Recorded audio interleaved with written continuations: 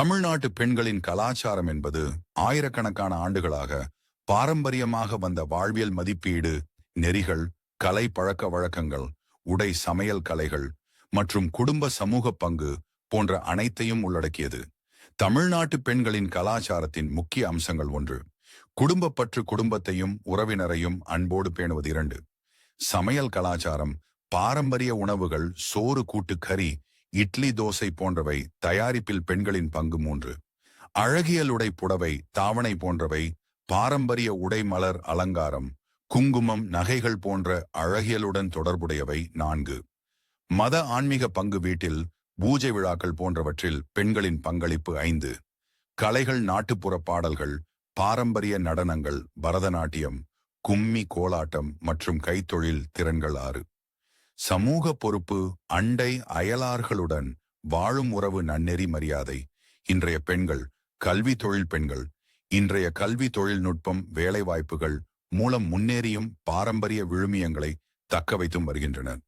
உடை கலாச்சாரம். புடவை, சல்வார், சீருடை, நவீன உடைகள் ஆகியவற்றை சமநிலையுடன் பயன்படுத்தி வருகிறார்கள். விழாக்கள் போன்றவற்றை குடும்பத்துடன் கொண்டாடி வருகின்றனர்.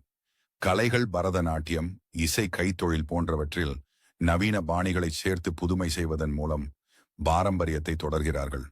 பெண்கள் இன்று சமூக சேவை, அரசியல், தொழில் முனைவில் ஈடுபட்டு முன்னோடிய பெண்களின் பாதையை தொடர்ந்து கலாச்சாரத்தை உயிர்ப்பித்து வருகின்றனர்.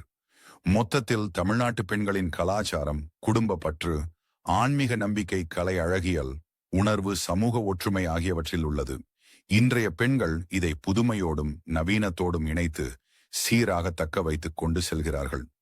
தங்கள் குழந்தைகளுக்கு பாரம்பரிய கதைகள், பாடல்கள், பழமொழிகள், நன்னெறி கற்றுக் கொடுப்பதன் மூலம் கலாச்சாரத்தை அடுத்த தலைமுறைக்கு கொண்டு செல்கின்றனர்.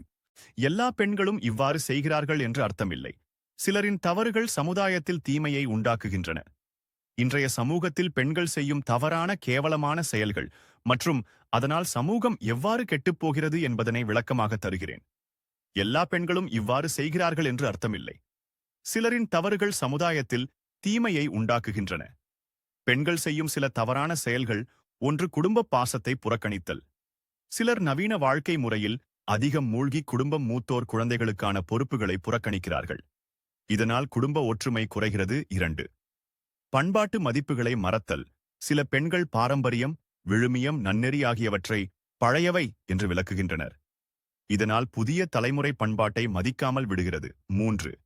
அதிரடி வாழ்க்கை, அடிமைத்தன பழக்கங்கள். சமூக வலைதளங்களில் அடிமையாகி நேரத்தை வீணடித்தல், பொழுதுபோக்கு மீது மிகை விருப்பம், புகைமது பழக்கம் போன்றவற்றில் சிலர் சிக்கிக் கொள்கின்றனர். இது தனிப்பட்ட வாழ்க்கையையும் குடும்பத்தையும் பாதிக்கிறது. 4. சமூக சட்டங்களை மீறுதல். தவறான உறவுகள், கணவனிடம் விசுவாசமின்மை, குடும்பத்தை கைவிடுதல் போன்ற செயல்கள் சமூகத்தையே கெடுக்கின்றன. 5. போட்டி மனப்பான்மை காட்டிக் கொடுத்தல். ஆடம்பர வாழ்க்கை, அதிக செலவழிப்பு, ஆபாச உடை அணிதல், சமூக ஊடகங்களில் அளவுக்கு மீறி தனி வாழ்க்கையை வெளிப்படுத்துதல். இதனால் இளைஞர்கள் தவறான பாதைக்கு செல்கின்றனர். இதனால் சமூகம் எவ்வாறு கெடுகிறது? குடும்ப அமைப்பு சீரழிகிறது. விவாகரத்து, தனித்தாய் வாழ்க்கை, குழந்தைகளுக்கு உரிய வளர்ப்பு இல்லாமை, பண்பாட்டுச் சீரழிவு. விழாக்கள், கலாச்சாரம், ஒழுக்கம் மெல்ல மெல்ல மறைந்து போகிறது. சமூக நம்பிக்கை குறைவு. பெண்கள் மீது நம்பிக்கை வைக்க முடியாது என்ற தவறான கருத்துக்கள் உருவாகின்றன.